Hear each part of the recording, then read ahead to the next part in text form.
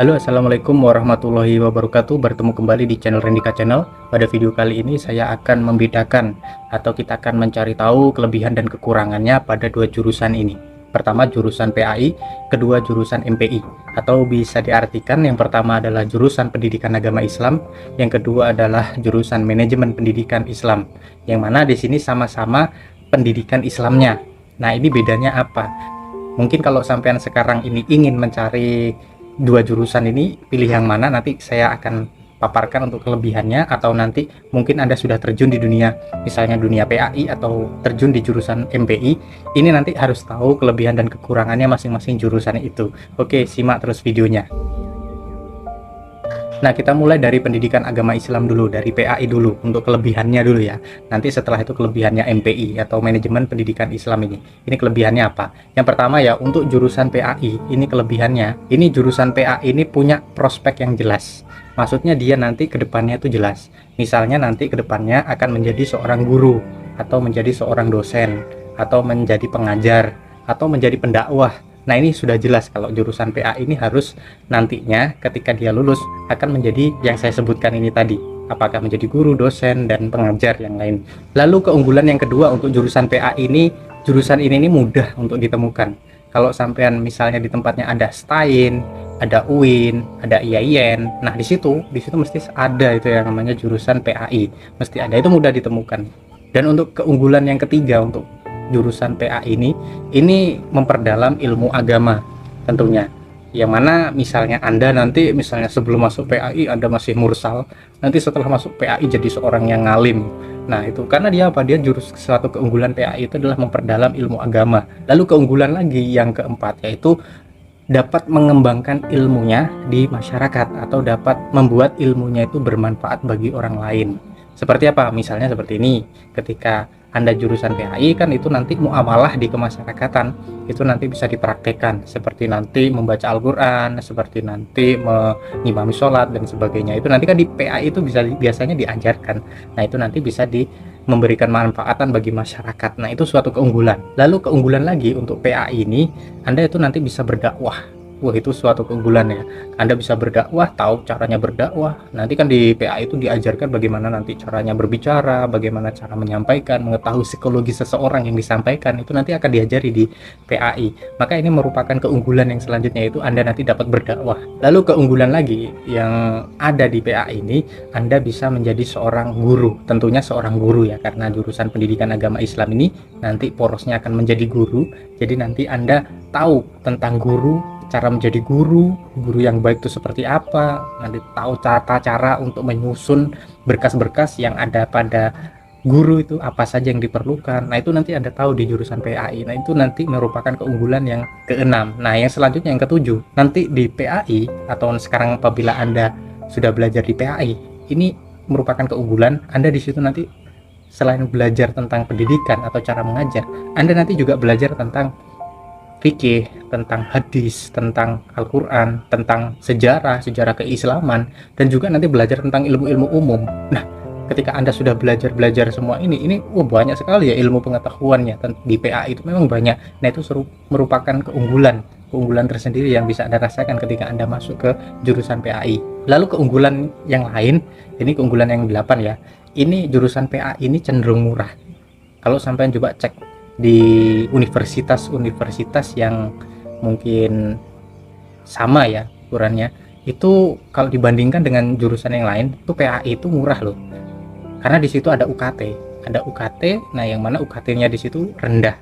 Itu coba sampai cek, sampai bandingkan, itu memang di jurusan PAI ini cenderung murah untuk biaya perkuliahannya. Nah, ini merupakan keunggulan. Nah, keunggulan lagi yang ke-9 yaitu Anda bisa menyampaikan ilmu Anda kepada masyarakat.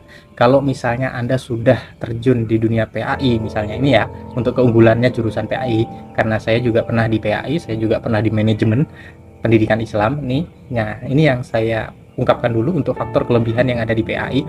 Nah, Anda nanti bisa sambil kuliah ya nanti mempelajari ilmu agama, yang mana nanti seseorang masyarakat di sekitar Anda itu menganggap Anda itu pinter dalam ilmu agama. Jadi nanti kalau misalnya ada orang meninggal, ada orang yang butuh untuk membacakan tahlil dan sebagainya, ini nanti biasanya yang jurusan PA ini suruh memimpin, entah itu menjadi MC, entah itu menjadi imam tahlil, entah itu menjadi imam sholat. Nah, ini merupakan keunggulan juga dari jurusan PAI. Nah, keunggulan yang terakhir untuk jurusan PAI ini, mungkin dari sampai nanti yang nonton misalnya punya keunggulan-unggulan lain, bisa ada tulis di kolom komen. Tapi ini keunggulan yang terakhir bagi saya untuk jurusan PAI itu yang ke-10, yaitu Anda mendapatkan ilmu akhlak atau Anda mempelajari ilmu attitude yang baik. Karena yang menjadi fokus di dalam belajar di bidang jurusan PAI ini kan agama ya. Agama itu kan banyak pelajaran tentang akhlaknya. Nah, ini nanti merupakan suatu keunggulan lebih, Anda itu nanti mempunyai akhlak yang baik gitu, karena memang prakteknya ya di bidang agama, karena akan menjadi guru maka Anda unggul di bidang akhlaknya. Nah, ini untuk kelebihan di bidang PAI. Sekarang kita masuk ke jurusan MPI atau Manajemen Pendidikan Agama Islam, yang mana di sini sama-sama Islamnya atau sama-sama pendidikan Islamnya.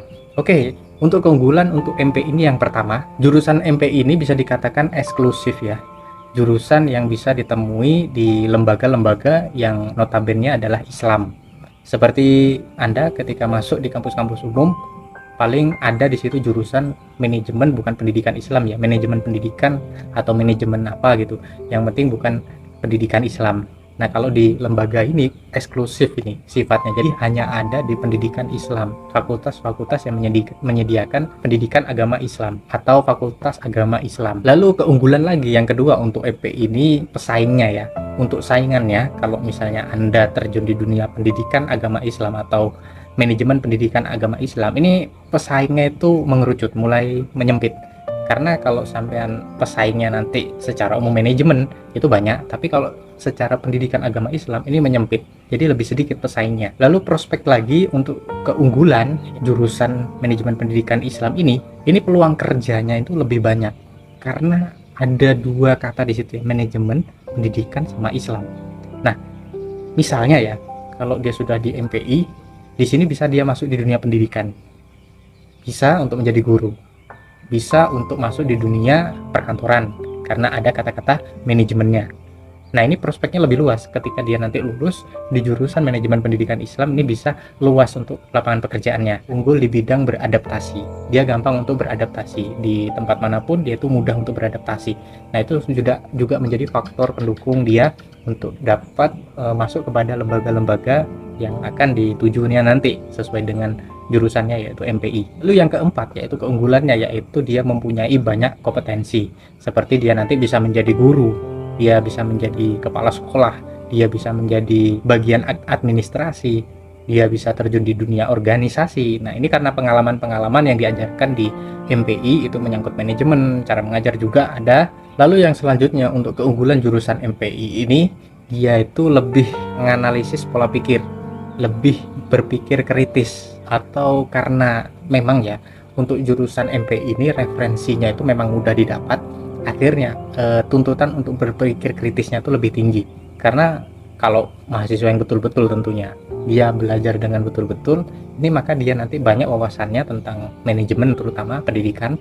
Nah, dia banyak ilmu yang masuk ke dalam otaknya misalnya seperti itu, maka dia akan meningkat daya pikir kekritisannya. Nah, ini merupakan keunggulan kalau Anda misalnya ada di jurusan MPI. Lalu juga untuk yang keenam keunggulannya, yaitu dia itu berkontribusi kepada dunia pendidikan, terutama dalam memajukan memundurkan dunia pendidikan. Karena jurusannya manajemen ya, ini fokus dengan kepemimpinan atau nanti keorganisasiannya, maka itu peran manajemen pendidikan Islam itu sangat berpengaruh sekali bagi lembaga-lembaga pendidikan terutama. Nah, itu merupakan keunggulan.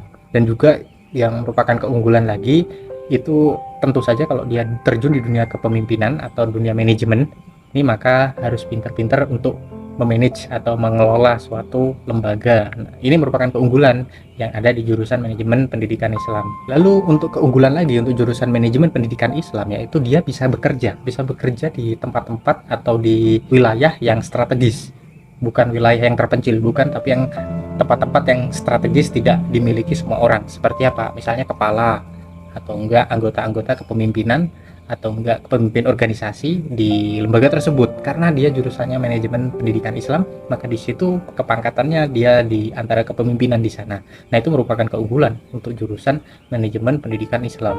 Lalu kelebihannya lagi untuk jurusan manajemen pendidikan Islam ini, karena dia ada di pendidikan Islamnya, maka di sini dia memperoleh tambahan yaitu ilmu agama Islamnya atau pendidikan Islamnya.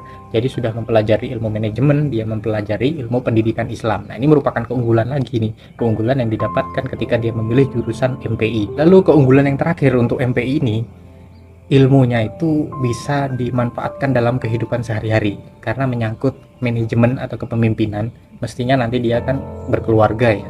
Ketika berkeluarga dia menerapkan ilmu manajemennya, entah itu berhubungan dengan orang lain, entah cara untuk memimpin, mengorganisasi di masyarakat. Nah, ini merupakan keunggulan yang terakhir untuk jurusan pendidikan agama Islam. Nah, itu tadi kedua keunggulannya. Nah, menurut Anda itu yang mana? Nah, sekarang setelah keunggulannya, kita bahas yang kelemahannya dulu. Kelemahannya yang mana ini ya? Kelemahannya yang PAI dulu ya. Untuk PAI, untuk kelemahannya atau kekurangannya, ini untuk jurusan PAI ini harus Anda ketahui nih. Kebanyakan yang masuk jurusan PAI itu tidak ahli di bidang agama. Jadi mungkin dia lulusan dari SMA, mungkin dia lulusan dari SMK. Jadi basicnya itu tidak ada agama.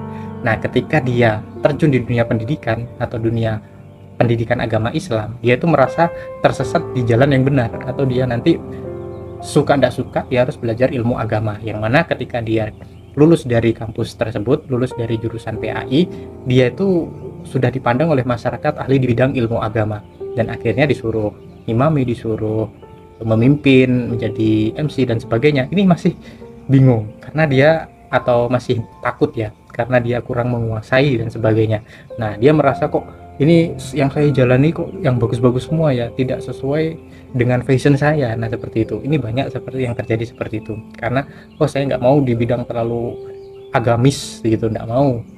Tapi dia sudah lulus PAI karena dulunya memang dia kuliah itu cuma ingin kuliah. Nah, itu merupakan kelemahan untuk jurusan PAI. Lalu untuk kelemahan yang selanjutnya, karena memang ya yang seperti saya jelaskan tadi, karena dia jurusannya mungkin di SMA atau SMK, dia masuk ke jurusan PAI, jadi ilmu agamanya masih rendah. Nah, ketika ilmu agamanya masih rendah, karena perkuliahan itu tidak membahas secara detail ya, mungkin sebagian-sebagian gitu aja, yang mana sebagiannya lagi dicari sendiri. Jadi kurang menguasai ilmu agama. Nah, itu merupakan kelemahan dari jurusan PAI. Lalu kelemahan yang selanjutnya untuk jurusan PAI ini ketika lulus dia cari kerja itu tidak mau selainnya guru agama. Itu tidak mau selainnya guru, intinya. Mau kerja yang lain itu tidak mau. Ini merupakan kelemahan, walaupun tidak semuanya seperti itu ya. Tapi kebanyakan seperti itu, ketika lulus PAI maunya dia jadi guru. Nah, ternyata guru itu di lapangan pekerjaannya itu terbatas untuk lapangan pekerjaannya, maka dia harus mencari pekerjaan yang lain. Nah, ini merupakan kelemahan dari jurusan PAI. Padahal PAI itu selain menjadi guru itu bisa menjadi pendakwah, bisa menjadi pekerja biasa, pengusaha juga nggak apa-apa. Yang penting ada ilmu-ilmu pendidikan yang bisa dipraktek di dalam situ. Nah, ini juga karena disebabkan karena niatnya dulu ketika kuliah PAI, karena masuk di jurusan PAI itu sangat mudah ya. Saya bisa bilang seperti ini karena memang jurusan PAI itu memang mudah untuk masuknya, karena dia mungkin tidak diterima di jurusan yang lain, terlalu sulit. Akhirnya dia alternatif terakhir masuk di PAI. Nah, ketika lulus ini dia merasa salah niat. Ketika dia lulus bisanya untuk menjadi guru, maka dia akan kesulitan. Kemudian tidak bisa dipungkiri juga untuk kelemahan jurusan PAI ini, yang saya hasil survei, karena akibat dari mungkin lapangan pekerjaan ya, di sekolah itu pelajaran untuk jurusan PAI itu agama Islam saja untuk sekolah umum. Untuk sekolah MA misalnya, itu misalnya bisa di mata pelajaran Quran hadis dan sebagainya, tapi Quran hadis itu banyaknya ngambilnya yang jurusan Quran hadis, sedangkan yang pelajaran Al-Qur'annya itu malah yang cari yang spesifik di Al-Qur'annya. Jadi untuk PAI ini maksudnya di pendidikan agama Islam aja. Nah, karena guru itu ya dalam satu tingkatan biasanya guru agamanya itu satu, maka sangat sedikit sekali ya untuk merekrut guru khusus agama Islam, pendidikan agama Islam. Maka akibatnya apa? Banyak yang nganggur di jurusan PAI ini. Nah, itu kelemahan-kelemahan yang terjadi pada jurusan PAI. Nah, sekarang setelah saya menyebutkan kelemahan-kelemahan di jurusan PAI, sekarang kita masuk ke jurusan yang MPI untuk kelemahan-kelemahannya ya. Nah, simak ini ya. Untuk kelemahannya jurusan MPI yang pertama, nah karena jurusannya ini awalnya katanya manajemen ya. Manajemen, nah pendidikan agama Islam, ada manajemennya. Kalau di total jurusan manajemen tuh banyak, jurusan yang manajemen ya, khusus manajemen tuh banyak. Maka di sini harus bersaing. Ketika lembaga juga tidak berpikir ya, biasanya ada yang nggak berpikir seperti ini. Dia hanya merekrut, yang penting ada manajemennya, jurusannya diambil. Nah, maka jurusan manajemen pendidikan agama Islam yang harusnya masuk ke sekolahan ini bisa tersingkir oleh jurusan manajemen yang secara umum. Nah, ini bisa tersingkir. Maka di sini karena jurusan manajemen sangat banyak, ini harus bersaing dengan jurusan manajemen yang lain. Ini merupakan kelemahan itu untuk jurusan MPI di sini.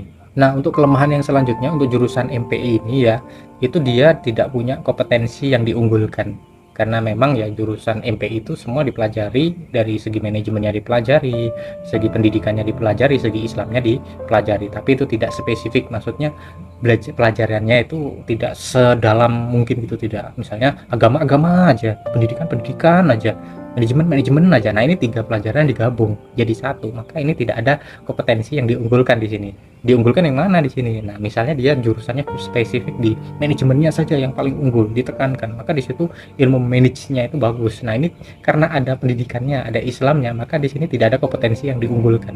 Ini menjadi bingung di sini. Maka di sini merupakan kelemahan dari jurusan MPI di sini. Ini untuk kelemahan yang terakhir untuk jurusan MPI, yaitu biasanya kalau jurusan manajemen pendidikan Islam itu ada kata-kata manajemen itu diutus menjadi seorang pemimpin. Nah, jadi kalau tahu teori-teori seorang pemimpin itu dijadikan seorang karyawan tuh sulit. Dijadikan seorang bawahan tuh ibaratnya kalau bahasanya itu sulit diatur, karena dia tahu teori-teori kepemimpinan, dia tahu cara memimpin yang baik, tahu, tapi nggak tahu prakteknya, nggak tahu seperti apa, tapi dia tahu caranya. Maka dia ketika menjadi karyawan dia tuh kurang suka. Nah, ini merupakan kelemahan dari jurusan MPI juga. Nah, ini mungkin kelemahan-kelemahan ini bisa, kalau misalnya Anda punya kelemahan-kelemahan yang lain yang bisa Anda komen di bawah sini ya, kalau misalnya ada kelemahan-kelemahan di yang lainnya. Oke, terima kasih telah menyaksikan video ini hingga akhir. Assalamualaikum warahmatullahi wabarakatuh.